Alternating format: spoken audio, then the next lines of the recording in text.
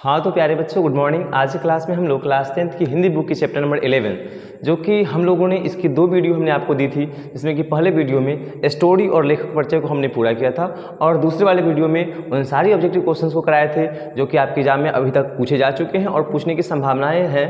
वैसे क्वेश्चन को हमने इससे पिछले वाली वीडियो में आपको करवाया था। अब इस वीडियो में हम लोग बात करेंगे कि इस चैप्टर की सब्जेक्टिव क्वेश्चन से बात करेंगे जो कि अभी तक जो पूछा जा चुका है वैसे प्रश्न हमारे पास होंगे यहाँ पे, और जो कि पूछने की संभावनाएं हैं वैसे प्रश्न को आपके बीच रखेंगे। चलिए लेट ना करते हुए हम लोग सीधे आते हैं क्वेश्चन पे।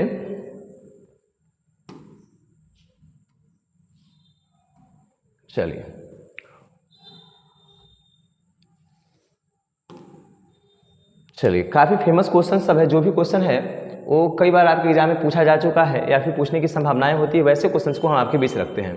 चलिए पहला क्वेश्चन है हमारा कि शहनाई की दुनिया में डुमराव को क्यों याद किया जाता है। तो हम लोग बताएंगे कि शहनाई की दुनिया में डुमराव को इसलिए याद किया जाता है क्योंकि शहनाई जो होती है, शहनाई में जो रीड लगा होता है, शहनाई जो है कि रीड लगा होता है, शहनाई में जो रीड लगी होती है शहनाई में, तो शहनाई में जो रीड लगी होती है वो किस घास से बनता है, तो नरगट घास से बनता है।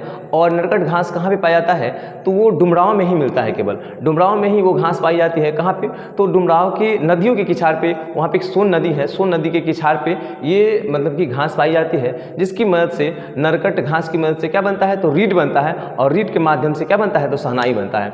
तो शहनाई के लिए कहीं ना कहीं विशेष जरूरी है क्या चीज़, तो नरकट घास और रीड, ठीक है। तो वो पाया जाता है कहाँ पे, तो डुमराव में। तो हम लोग बता सकते हैं कि हाँ इसलिए क्या है, तो शहनाई की दुनिया में डुमराव का विशेष महत्व है। और भी हम लोग कह सकते हैं कि डुमराव के बादशाह, ठीक है, ये शहनाई के नायक बिस्मिल्लाह खां का जन्म भी कहाँ पे हुआ था, जन्म स्थान भी डुमराव ही है। इसलिए भी हम लोग कह सकते हैं कि शहनाई की दुनिया में डुमराव का विशेष करके महत्व है, ठीक है। चलिए इसके बाद हम लोग आगे क्वेश्चन को देखें। 2 नंबर क्वेश्चन क्या है हमारा कि बिस्मिल्लाह खां को शहनाई के मंगल ध्वनि का नायक क्यों कहा गया है। तो हम लोग बताएंगे कि बिस्मिल्लाह खां को शहनाई के मंगल ध्वनि का नायक इसलिए कहा गया है क्योंकि शहनाई की ध्वनि, ठीक है, शहनाई की ध्वनि मंगलदायी होती है, ठीक है, मंगलदायी मानी जाती है। इसका वादन मांगलिक अवसरों पर किया जाता है। बिस्मिल्लाह खां का 80 वर्ष से अधिक समय तक शहनाई बजा रहे थे, ठीक है, ये मतलब कि 80 वर्ष से अधिक से ये क्या कर रहे थे, शहनाई बजा रहे थे। फिर बताएंगे कि इनकी गणना है कि भारत में सर्वश्रेष्ठ शहनाई वादकों में सबसे 1 नंबर पे इनकी गिनती आती है, शहनाई वादकों में इनकी गिनती आती है। फिर बताएंगे उन्होंने शहनाई को भारत ही नहीं बल्कि विश्व में लोकप्रिय बनाया है। किसको, तो बिस्मिल्लाह खां के द्वारा शहनाई को भारत में नहीं बल्कि पूरे विश्व में ही शहनाई को क्या बना है, तो सर्वश्रेष्ठ बनाया है। चलिए आगे क्वेश्चन को हम लोग देखेंगे और आगे देखेंगे, लेट ना करते हुए बिल्कुल आगे क्वेश्चन को देखेंगे हम लोग। चलिए अगला क्वेश्चन क्या है हमारा, तो अगला क्वेश्चन क्या है कि मुहर्रम से बिस्मिल्लाह खां का जुड़ाव क्या बताया गया कि मुहर्रम से बिस्मिल्लाह खां के जुड़ाव को अपने शब्दों में लिखिए। तो हम लोग बताएंगे कि मुहर्रम के बारे में हम पहले बता देते हैं 2 मिनट कि मुहर्रम हम लोग क्यों मनाते हैं।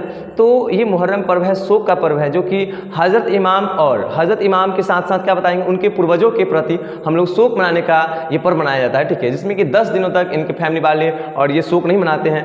8वें दिन ये निकलते हैं और 8वें दिन ये क्या करते हैं, तो दुख भरा अपना शहनाई वादक और पूरे गाँव में घूमते हैं, 8 किलोमीटर तक यात्रा तय करते हैं ये। तो इसी बात को बताया गया है, वही बात को बताएंगे कि मुहर्रम में, ठीक है, मुहर्रम से बिस्मिल्लाह खां का क्या है, अत्यंत गहरा जुड़ाव है। मुहर्रम से बिस्मिल्लाह खां का क्या है, तो अत्यंत गहरा जुड़ाव है। उन बात को बताया गया है इस महीने में, ठीक है, क्या बताया गया कि इस महीने में शिया मुसलमान इजरत इमाम हुसैन और उनके कुछ पूर्वजों जो हम आपको बताए थे उसके प्रति क्या मनाया जाता है, तो शोक मनाया जाता है। इस समय वे न शहनाई बजाते हैं और ना ही किसी संगीत कार्यक्रम में भाग लेते हैं। 8 तारीख को यानी कि 8वें दिन के बारे में बताया गया है कि 8वें दिन वे करीब 8वें दिन क्या करते हैं, तो 8 किलोमीटर तक पैदल रोते हुए क्या बताया गया है, नौहा बजाते जाते हैं, ठीक है, नौहा बजाते हुए वो 8 किलोमीटर तक जाते हैं। वही बात बताया गया है। वे इस दिन क्या बताया गया है कि वे इस दिन वे इस दिन कोई राग नहीं जाते हैं। इस प्रकार वे सच्चे मुसलमान की भांति मुहर्रम से सच्चा लगाव रखते हैं। इन बातों को बताया गया है। चलिए अब हम लोग देखेंगे, आगे देखेंगे, अगले क्वेश्चंस को देखेंगे हम लोग। हाँ, सुशीलवादियों से क्या अभिप्राय है, शहनाई को सुशीलवादियों में के शाह, ठीक है, सुशीलवादियों में शाह की उपाधि क्यों दी गई है। तो हम लोग बताएंगे कि संगीत शास्त्रों के अंतर्गत, ठीक है, संगीत शास्त्रों में शहनाई को सुशील वाद्यों में गिना जाता है। शहनाई को किस में गिना जाता है, तो सुशील वाद्य यंत्रों में गिना जाता है, जिसका अर्थ होता है फूंक कर बजाने वाला वाद्य यानी कि बजाने वाला यंत्र, ठीक है।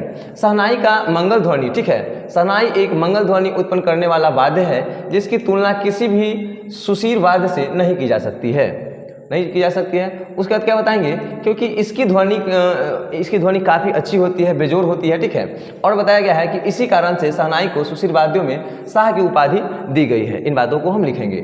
चलिए आगे क्वेश्चन में देखते हैं, हम लोग आगे देखेंगे। चलिए 5वां नंबर क्वेश्चन को देखेंगे हम लोग कि उस्ताद बिस्मिल्लाह खां को बालाजी मंदिर पर रोज क्यों जाना पड़ता था, वहाँ वे किस रास्ते से गुजरते थे और क्यों। तो हम लोग बताएंगे कि उस्ताद बिस्मिल्लाह खां को बालाजी के मंदिर पर रोज जाना नौबत खाने रियाज के लिए जाना पड़ता था। उसके बाद बताएंगे हम लोग कि रसूलन बाई और बतूलन बाई, ठीक है, रसूलन बाई और बतूलन बाई के यहाँ से होकर गुजरने वाले रास्ते से जाते थे, ठीक है। और बताया क्या गया है कि क्योंकि इस रास्ते से जाना उन्हें बहुत अच्छा लगता था, ठीक है, अच्छा लगता था। उन्होंने अपने जीवन के आरंभिक दिनों में संगीत की जो प्रेरणा ली थी, ठीक है, तो इन्हीं दोनों बहनों से, ठीक है, इन्हीं दोनों बहनों से ये सुनकर ली थी, ठीक है। और हम बताएंगे आगे, हम लोग देखेंगे अगले क्वेश्चन को देखेंगे। अगला क्वेश्चन भी क्या है कि उस्ताद बिस्मिल्लाह खां, सेम ही क्वेश्चन है ये तो, ठीक है। चलिए 7 नंबर क्वेश्चन को हम लोग देखते हैं। 7 नंबर क्वेश्चन क्या है हमारा, तो 7 नंबर क्वेश्चन क्या है कि काशी में हो रहे कौन से परिवर्तन बिस्मिल्लाह खां को व्यथित करते थे। तो हम लोग बताएंगे कि काशी से बहुत सी परंपराएं लुप्त हो गई हैं। और उसके बाद बताया गया है कि संगीत, साहित्य और अदब की परंपराएं धीरे धीरे कमी आ गई है। इन परंपराओं में क्या हो गई है, तो धीरे धीरे कमी आ गई है। और बताएंगे कि अब काशी से धर्म की प्रतिष्ठा भी लुप्त होती जा रही है। और क्या बताया गया है कि वहाँ हिंदू और मुसलमानों में पहले जैसा भाईचारा नहीं रहा है, ठीक है, वास्तव में ये बात बताया गया है। फिर बताएंगे कि पहले काशी खान पान की चीज़ों के लिए विख्यात हुआ करता था, परंतु अब उनमें परिवर्तन हुए हैं, ठीक है। अब उनमें क्या हो गया है, तो अब उनमें परिवर्तन हो गया है। काशी की इन सभी लुप्त होती परंपराओं के कारण बिस्मिल्लाह खां काफ़ी दुखी होते हैं। इस बात से काफ़ी क्या होते हैं, तो दुखी होते हैं। इन सारी बात को हम लोग लिखेंगे। इन सारी बात को क्या करेंगे, तो बिस्मिल्लाह खां हम लोग लिखेंगे, ठीक है। चलिए यहाँ तक आपका क्या हो गया, तो आंसर कंप्लीट हो गया। चलिए और आपको बता दें हम कि इस वीडियो में, ठीक है, इस वीडियो में ये जो भी क्वेश्चन कराया गया है वो आपके एग्जाम के लिए काफ़ी महत्वपूर्ण है। और आपको बता दें कि आप ना इससे पहले वाली वीडियो को जो जिसमें कि चैप्टर पढ़ाई हुआ है वो चैप्टर आप वीडियो वो पढ़ ले, वो वीडियो को से चैप्टर पढ़ ले और फिर ऑब्जेक्टिव की टेस्ट लगा ले एक बार, फिर सब्जेक्टिव की टेस्ट लगा ले, ठीक है। चलिए इस वीडियो में हम लोग यहीं तक बात करेंगे और आने वाले वीडियो में आगे हम लोग बात करेंगे। इस वीडियो में इतना ही। जय हिंद, धन्यवाद।